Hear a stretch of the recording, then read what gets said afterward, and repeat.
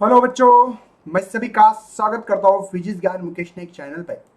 जैसे कि बहुत सारे स्टूडेंट मुझे कमेंट कर रहे थे कि सर 11 का सिलेबस भी आप लोग अपलोड करो, तो मैंने कुछ चैप्टर किए हैं, कुछ दो चार चैप्टर बाकी है, उनको खत्म करना। इसके पहले मैंने आप लोगों को इलेक्ट्रोमैग्नेटिक स्पेक्ट्रम पढ़ाया है। उसमें आपको microwaves, X ray, gamma ray, UV ray, visual, है ना, ये सब कुछ चीजें आप लोगों को रेडियो वेव्स कैसे होती है, उसकी रेंज क्या होती है, उसकी फ्रीक्वेंसी, उसकी वेवलेंथ, उसके यूजेस, उसकी प्रॉपर्टीज, हर चीजों पे मैंने बहुत ही डिटेल में एक्सप्लेनेशन दे चुका हूं। आज हम लोग डिस्कशन करने जा रहे हैं, समझ में तो आ रहा होगा आपको, कि प्रोपोगेशन ऑफ इलेक्ट्रोमैग्नेटिक वेव्स, मतलब जो इलेक्ट्रोमैग्नेटिक वेव्स है एक जगह से दूसरे जगह कैसे जाते हैं। ठीक है, उसके लिए कुछ बेसिक चीजें मैं आपके सामने यहाँ पे बताने वाला हूँ। जैसे कि मेरे पास अभी फोन है, मैं फोन लगाऊंगा, है ना, और बोलूंगा हेलो, है ना। तो बच्चों ये जो हो रहा है, जो मैं कम्युनिकेशन कर पा रहा हूं, मैं औरंगाबाद में रहता महाराष्ट्र में, मैं अभी मुंबई दिल्ली में बात कर पा रहा हूं, ये ओनली इस इलेक्ट्रोमैग्नेटिक वेव के कारण है। और इसका प्रोपेगेशन हो रहा है एक जगह से दूसरी जगह, ये वेव्स ट्रैवल कर रही है। जैसे कि फिलहाल में कुछ यूएसए में कुछ प्रोग्राम चालू, तो वो हम लोग इंडिया में भी देख सकते हैं, वो टीवी पे देख सकते हैं हम लोग। क्यों? क्योंकि कोई ट्रांसमीटर होगा वहां पे, डेटा ट्रांसमिट करने वाला कोई एंटीना होगा, वहां से मेरे इलेक्ट्रोमैग्नेटिक वेव्स इंडिया में आ रहे हैं, ट्रैवल कर रहे हैं। फिर वो वायर के थ्रू हो सकता है, वायरलेस, हम लोग तो वायरलेस ही कम्युनिकेशन करते हैं आजकल ज्यादा। वो पहले टेलीफोन था कि हम लोग ने क्या ऐसे ड्रुंग ट्रुंग ट्रुंग हेलो आवाज आती थी, आजकल तो बंद हो चुका है, आपको भी पता है, मुझे भी पता है, आजकल मैक्सिमम टू मैक्सिमम हो चुका है। चलो, तो बात करते भैया, तो ये मेन रीजन क्या है? ये हमारी अर्थ है। हाँ सर, हमारी आपकी सबकी ये अर्थ है। अर्थ में सबसे पहले अब देखो, यहाँ पे जो बाउंड्री दी वाली वो कोई फिक्स नहीं है, आप लोगों को अलग अलग बुक्स में अलग अलग दिखाई देगी, तो इसका टेंशन मत लेना। बच्चे क्या बोलते हैं, यार सर हम लोगों ने एनसीईआरटी में ये पढ़ा है, स्टेट बोर्ड में ये पढ़ते हैं, किसी और की बुक्स देखी तो ये देखा है, तो टेंशन नहीं लेने का। सबसे पहले जमीन से, है ना, अर्थ के सरफेस से 20 किलोमीटर के लेयर को हम लोग ट्रेपोस्फियर, ट्रेपोस्फियर बोलते हैं। ठीक है, इसमें भैया डस्ट पार्टिकल होता है, कार्बन डाइऑक्साइड, ऑक्सीजन, ये गैसेस गैसेस होते हैं। इसके बारे में हम लोगों को पढ़ने का नहीं है, लेकिन बता रहा हूँ। पोलन ग्रेन्स होते हैं, ठीक है, क्लाउड होते हैं, ऐसे बहुत सारे। और इसकी डेंसिटी भैया 1 kg पर क्यूबिक मीटर, तो 0.1 kg मीटर क्यूब, क्यूब है सॉरी, यार क्यूब, इतनी होती है। एक्चुअली हम लोगों के डेंसिटी का कोई वास्ता नहीं है यहाँ पे। बाद में भैया स्ट्रेटोस्फियर, ये आपको दिखाई दे रहा होगा यहाँ पे, 50 किलोमीटर की लेयर दी वाली है। एक्चुअली कुछ बुक्स में अलग भी हो सकती है थोड़ी सी। 50 मतलब अर्थ सरफेस से 50 किलोमीटर तक जब तक जाते हो तब ट्रेटोस्फियर है। उसमें है ना भैया ओजन का लेयर भी है, ओजन, जिससे हमको पता है भैया कि जो अल्ट्रावायलेट रे आ रहे हैं सन रेडिएशन से, उससे प्रोटेक्ट कर पा रहे हैं हम लोग। और इसकी डेंसिटी भैया 10⁻1 टू यहाँ पे 10⁻⁻3। बाद में मेजोस्फियर भैया 85 किलोमीटर तक, ठीक है, इसका ज्यादा यूज करेंगे हम लोग। और बाद में ये आइनोस्फियर एक्चुअल में, ये दिखाई दे रहा है क्या आपको? ये दिखाई दे रहा होगा आपको, 690 किलोमीटर है, 1000। तो ये हमारे पास जो लेयर भैया, इसको कहा जाता है आइनोस्फियर। ठीक है, इसका भी हमारे कम्युनिकेशन में बहुत बड़ा एक महत्व प्राप्त हो चुका है। लॉन्ग डिस्टेंस कम्युनिकेशन करना है तो इसका, ठीक है। तो बात करने वाले वन बाय वन, जो मैंने लिख के दिया वही इसमें मैंने बता दिया आपको, तो भी मैं बता रहा हूं। You must have seen the TV antenna use to the receive TV signal from transmitter tower, है ना, और फ्रॉम सैटेलाइट, सैटेलाइट से जो भी सिग्नल आता है। आजकल आपको पता है हम लोग जो टॉकीज में पिक्चर देखे जाते हैं, मूवी जो दिखते हैं, तो वो सैटेलाइट से आती है ना। और हमारा यहाँ पे टॉकीज में यहाँ पे कोई एंटीना होता है, उससे रिसीव सिग्नल होता है और हम लोग देख पाते हैं। In communication radio waves, antenna is the, देखो दो एंटीना होते हैं, एक देखो यहाँ पे दिखाई दे रहा होगा आपको, और एक इसको कहेंगे हम लोग, समझो फॉर एग्जाम्पल ट्रांसमीटर है, ठीक है, ट्रांसमिट डेटा करेगा, ठीक है, और ये होगा हमारा रिसीवर, ट्रांसमीटर एंड रिसीवर, ठीक है। बस में ट्रांसमीटर एक हो सकता है, रिसीवर बहुत ज्यादा भी हो सकता है, ऐसे भी एक ही ट्रांसमीटर एक ही रिसीवर, जैसे टेलीफोन में बात करते हैं एक ट्रांसमीटर होता है एक रिसीवर होता है, सही है ना। यहाँ पे एंटीना की, यहाँ पे जैसे कि हम लोग रेडियो मिर्ची 98.3 बजाते रहो कमला कमला, ऐसे सुनते होगे ना आप लोग ठीक है भैया। तो इसमें है ना एक ट्रांसमीटर होता है, रिसीवर बहुत होते हैं। या हमारे डीटीएच टीवी जो होती है उसका जो एंटीना होता है एक ही होता है, और रिसीवर यहाँ पे बहुत ज्यादा होता है, और ट्रांसमीटर एक ही होता है, ऐसे भी होता है। देखो, receiving the antenna in other and, electromagnetic wave travel away from transmitter, हाँ ट्रांसमीटर से अवे, दूर जाते हैं। द स्ट्रेंथ ऑफ वी, बच्चों ये जो है ना इसके स्ट्रेंथ पे डिपेंड होता है कि कितनी दूर मेरे सिग्नल जाएंगे। जैसे कि हम लोग गड्डी में बैठते हैं और गड्डी में चलाते चलाते देखो सिटी से जैसे दूर जाते हैं, वैसे हमारा 98.3 जो है 98.3 एफएम जो है भैया, है ना, फ्रीक्वेंसी मॉड्यूलेशन बोलते हैं इसको एक्चुअल में, वो ठीक है फ्रीक्वेंसी है इसकी। तो जैसे दूर जाते हैं वैसे हमारे सिग्नल रिड्यूस होते हैं, डिक्रीज होते हैं, देखा होगा आपने। वैसे इसके भी और ज्यादा फैक्टर होते हैं, अदर फैक्टर कौन कौन से वो भी बात करने वाले हम लोग, लेकिन मैक्सिमम हम लोग देखते हैं कि अगर ज्यादा दूर जाओगे तो अपने सिग्नल जो है वो सिग्नल वीक होते हैं, डिक्रीज होते हैं, ठीक है। Several factor influence the propagation of electromagnetic waves, path they are follow is also important understood the composition of earth atmosphere is virtual, मतलब अलग अलग प्रोपोगेशन हो सकता है। Different layer of earth atmosphere हम लोगों ने देखे यहाँ पे, ट्रिपोस्फियर, टेट्रोस्फियर, मेसोस्फियर, आइनोस्फियर है, मतलब इसके अंदर ई एफ लेयर होते हैं, केनिल है ना, ठीक है, वो बात करने वाले। अब भैया हम लोग जब प्रोपोगेशन जब करते हैं मैक्सिमम 3 टाइप से होता है, एक होता है ग्राउंड वेव, दूसरा होता है पेस, और तीसरा होता है स्काई, ठीक है। एक ग्राउंड वेव देखो नंबर 1 दिखाई दे रहा है हम लोगों को, एक पेस वेव 2 नंबर पे है, और ये जो स्काई वेव दिख रहा है ये 3, ऐसे 3 टाइप देखेंगे। और डिटेल में ग्राउंड वेव किसको कहते हैं, पेस वेव किसको कहते हैं, स्काई वेव किसको कहते हैं, कहाँ से ट्रांसमिशन डेटा होता है, कैसे नहीं होता है, तो बात करते हैं। चलो आगे बढ़ते हैं, हम लोग 1 बाय 1 ग्राउंड वेव पहले पढ़ लेंगे। आपके सामने मैंने डायग्राम भी यहाँ पे बढ़िया से डायग्राम, मैंने कलर डायग्राम जानबूझकर उठाए ताकि आपको समझ में आए, ठीक है। हम लोग भी देखते भैया। आप सबसे पहले ग्राउंड वेव देखो, when radio wave from transmit antenna propagate near the surface of earth to reach the receive antenna, ठीक है, the wave is called as the ground wave और सरफेस वेव प्रोपोगेशन, उसको सरफेस वेव भी कहते हैं। ये कह रहा है कि फॉर एग्जांपल ये ट्रांसमिट एंटीना है मेरे पास, ये दिखाई दे रहा, ठीक है, ये रिसीवर है भैया, मतलब ट्रांसमीटर से रिसीव तक जाने के लिए ये ग्राउंड वेव, मतलब अर्थ के सरफेस को लगा के जाना वेव, इसको कहा जाता है भैया हमारे पास यहाँ पे सबसे मेन, यहाँ पे हम लोग कहते हैं ग्राउंड वेव प्रोपोगेशन।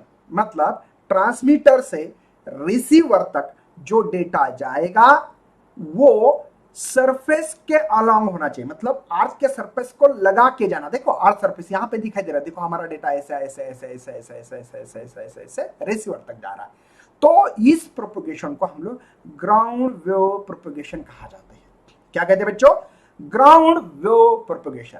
देखो यहाँ पे भी देखो, ये समझो ट्रांसमीटर है, ये रिसीवर है, ये हमारा डेटा इस अर्थ सरफेस को लगा के चल रहा है, ठीक है। इसी को हम लोग ग्राउंड वेव प्रोपोगेशन, अर्थ को लगा के जाना। इसमें और क्या कुछ प्रॉब्लम्स है भैया, ये डेटा ज्यादा दूर नहीं जा सकता, आई विल रिपीट, ये डेटा लॉन्ग डिस्टेंस पे नहीं यूज कर सकते, नंबर 1।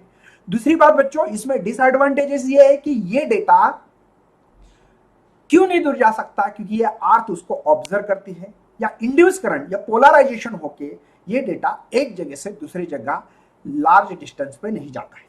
बात समझ में आई। पहले ग्राउंड वेव प्रोपोगेशन किसको कहते हैं, जो देखो ट्रांसमीटर से रिसीवर तक है ना, जो डेटा जा रहा है ग्राउंड के थ्रू, इसको ग्राउंड वेव प्रोपोगेशन कहना है, ठीक है। Number 1, in this mode radio wave travel close to the earth surface, earth surface से क्लोज, देखो अर्थ सरफेस है ये अर्थ है हमारी, ये अर्थ है भैया, ये अर्थ सरफेस के क्लोज चले जाना, मूव अलोंग इट्स कर, कर मतलब समझते ना, ये कर पाते ये, ठीक है। कर पाते हैं surface of the transmitter to receiver.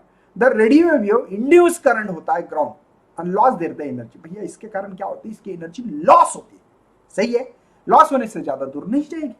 भैया मैंने दे दिया आप लोगों को कुछ एनर्जी और वो ज्यादा दूर नहीं जा रही, तो क्या हो रहा है, कोई तो खा ले रहा है ना। कौन खा ले रहा है भैया, ग्राउंड खा ले रहा है, समझे।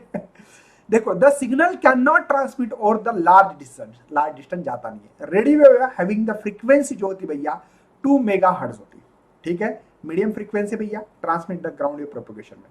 This is the suitable for local broadcasting only. Local मतलब जैसे कि कोई एंटीना होता है सिटी में, तो सिटी में रेडियो मिर्ची चलती है ना, जो भी आप लोगों ने सिग्नल आते होंगे, आप हमारे फोन में रेडियो सुनते हैं, तो ये रेडियो जो सिग्नल होते भैया लोकल के लिए, मतलब एक सिटी के मतलब लिमिटेड, एक सिटी है, एक सिटी के लिमिटेड, वो सिग्नल दूसरे सिटी में नहीं जाएंगे, ठीक है, अपने सिटी में ही। फॉर टीवी और एफएम के लिए हाई फ्रीक्वेंसी लगती, तो ये ग्राउंड वेव प्रोपगेशन हम लोग यूज नहीं कर सकते। Ground wave propagation can not be use TV and FM signal frequency modulation के लिए नहीं, लेकिन सिटी के लोकल के लिए इस्तेमाल कर सकते, क्योंकि वो डेटा ज्यादा दूर नहीं जा सकता है। आगे बढ़ते भैया सेकंड पे, पेस वेव। देखो पेस वेव मतलब क्या है, ट्रांसमीटर से रिसीवर ही डेटा जाना। देखो हर समय हम लोग जो भी देख रहे ग्राउंड वेव, पेस वेव और स्काई वेव, तीनों में भी ट्रांसमीटर से रिसीवर तक ही डेटा जाने वाला है, लेकिन डेटा जाने का या ये वेव प्रोपगेशन करने का जो वे है, जो पाथ है, वो अलग अलग है। बस बात समझे बच्चों, क्या बोल रहा हूं मैं, हम लोग इलेक्ट्रोमैग्नेटिक वेव्स के एक जगह से दूसरी जगह लेके जाने वाले हैं, लेकिन इसमें 3 टाइप है। एक ग्राउंड मतलब अर्थ के अलोंग, एक पेस के अलोंग, लेकिन उसकी पाथ कैसे देखने वाले, और स्काई।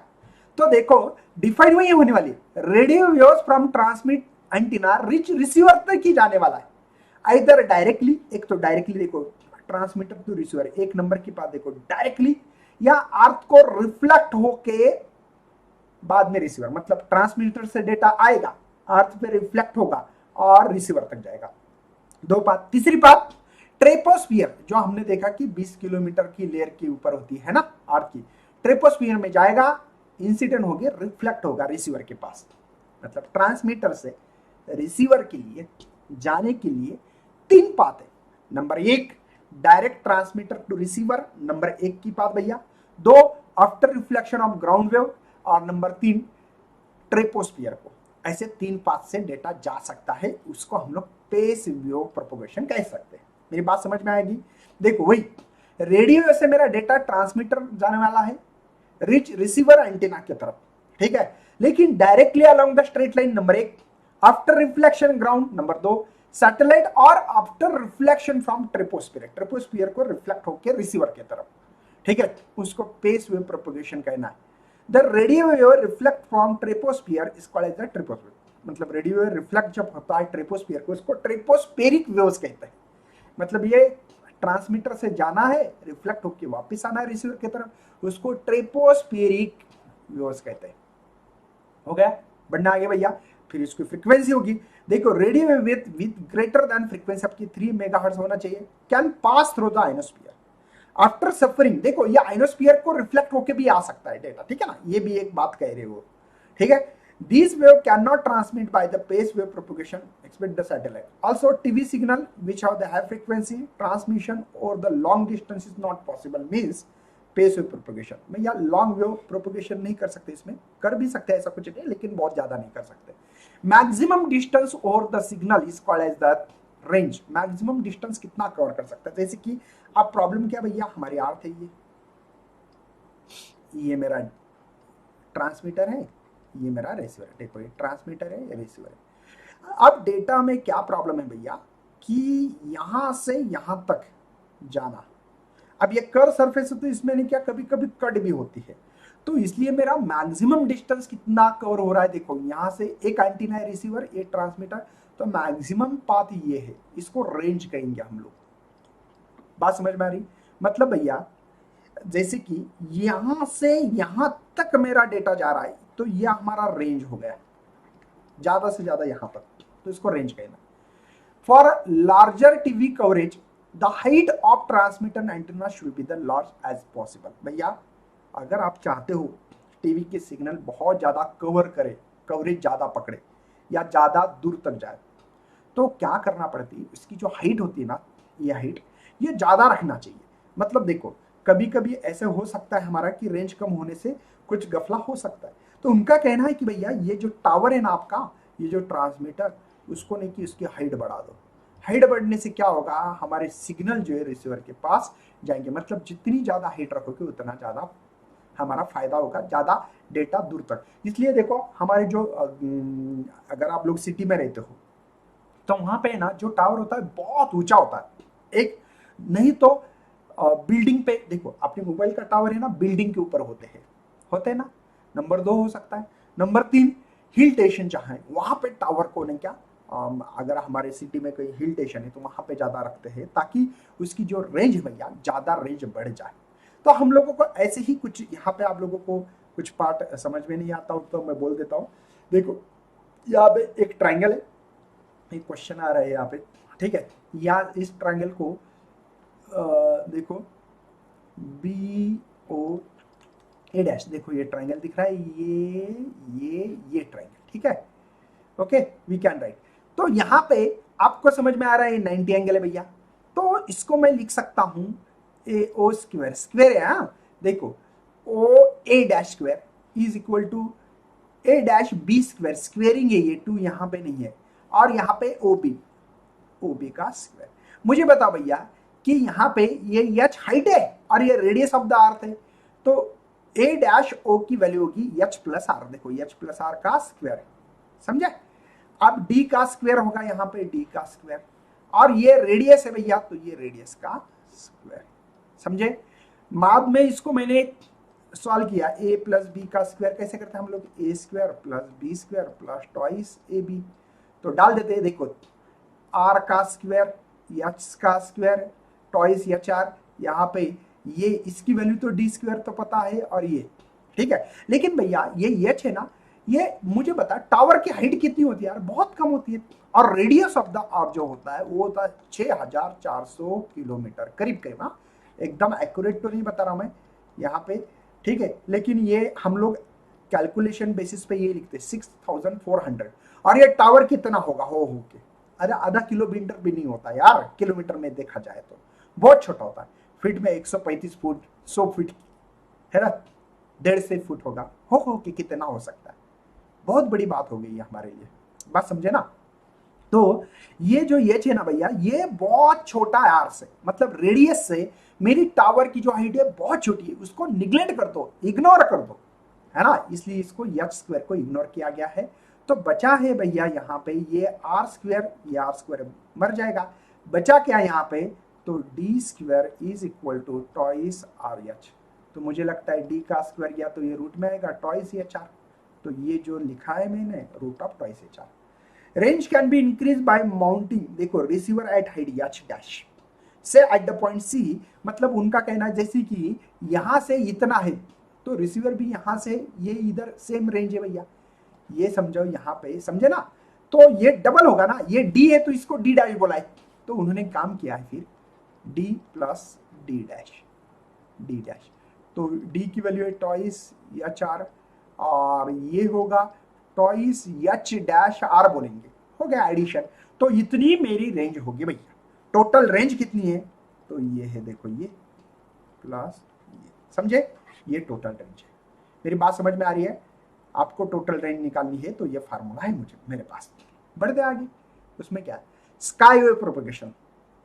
देखो पहले क्या देखा मैंने आपको, सबसे पहले मैंने पढ़ाया बेटा यहाँ पे ग्राउंड, मतलब ग्राउंड के थ्रू स्काई वेव में स्पेस में क्या पढ़ा है कि 3 टाइप्स के यहाँ पे डेटा ट्रांसमिट हो सकता है, ट्रांसमीटर टू रिसीवर। एक तो आफ्टर रिफ्लेक्शन, एक डायरेक्ट, और एक आइनोस्फीयर को रिफ्लेक्ट होके, ठीक है। और उसकी रेंज कैसे, टोटल रेंज कैसे निकालते हैं, तो उसके लिए मैंने फार्मूला यहाँ पे डबल लिख के दे रहा हूँ, D plus D dash is equal to root of twice R H plus twice R H dash, H dash मतलब इधर की वैल्यू, ठीक है।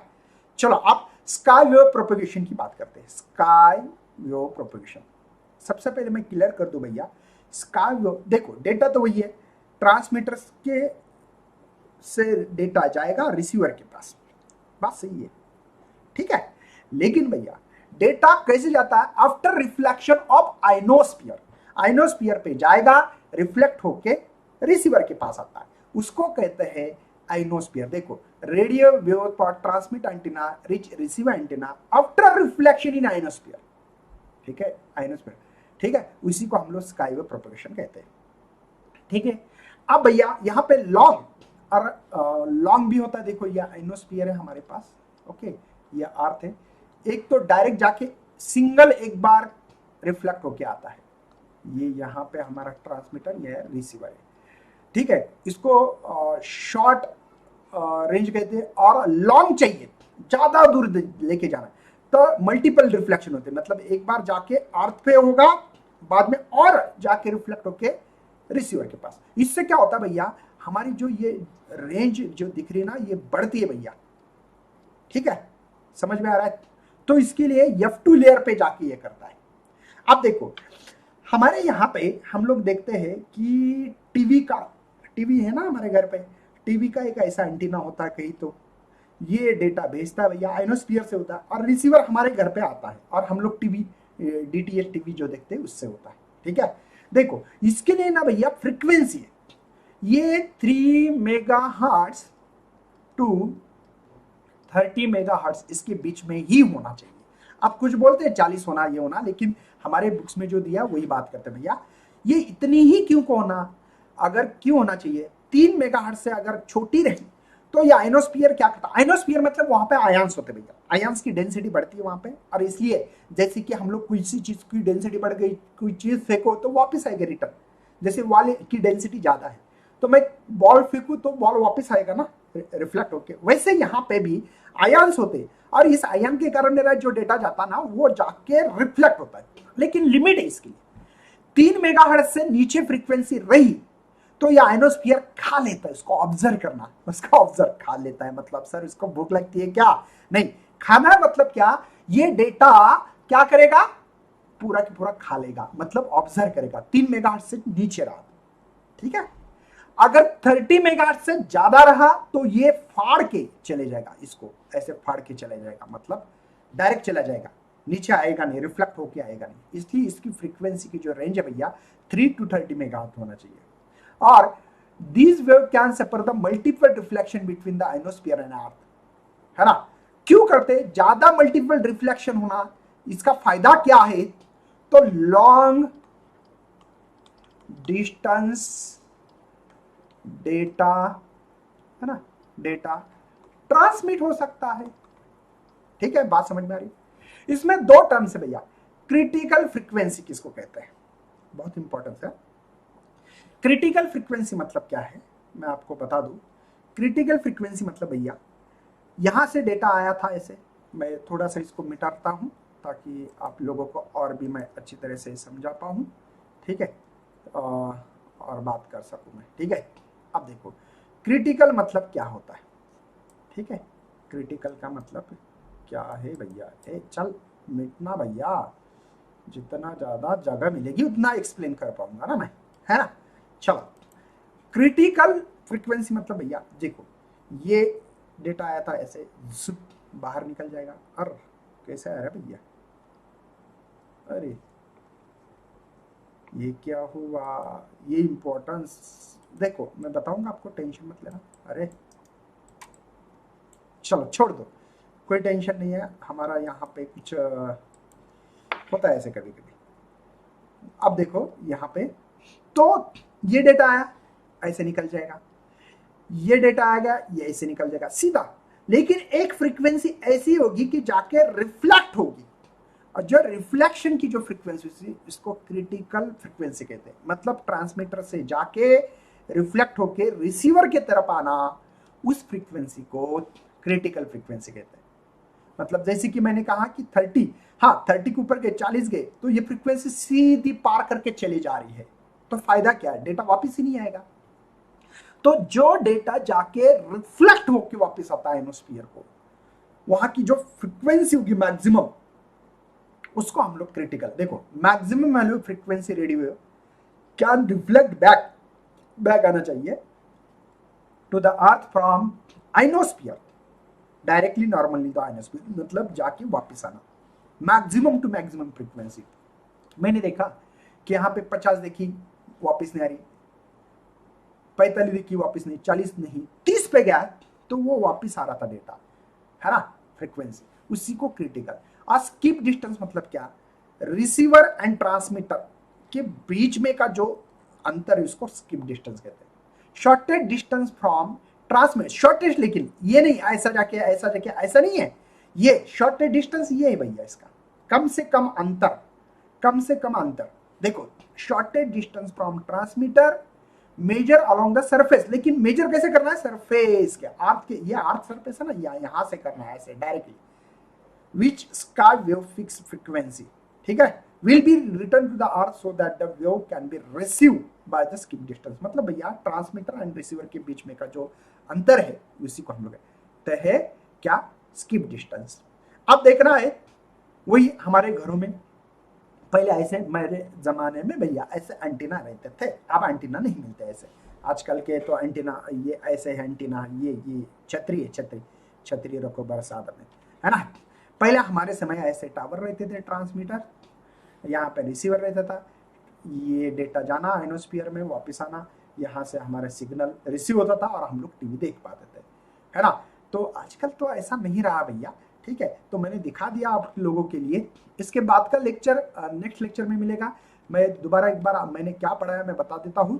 प्रोपेगेशन ऑफ इलेक्ट्रॉन, मतलब इलेक्ट्रोमैग्नेटिक वेव्स डेटा भेजने के बेसिकली 3 टाइप से, एक ग्राउंड से भेज सकते हैं, एक पेस में मतलब direct antenna to antenna ground पे रिफ्लेक्ट होके जाना, या ट्रिपोस्फियर में हमारा डेटा रिफ्लेक्ट होके वापस आना, और स्काई मतलब आइनोस्फियर में जाके रिफ्लेक्ट, मतलब हम लोग टीवी जहाँ पे लॉन्ग डिस्टेंस रेंज रहनी चाहिए वहाँ पे स्काई वेव प्रोपेगेशन, कौन सा भैया, देखो ये sky wave propagation, ground wave पे ज़्यादा डेटा दूर जाता नहीं, जैसे कि रेडियो मिर्ची, ठीक है।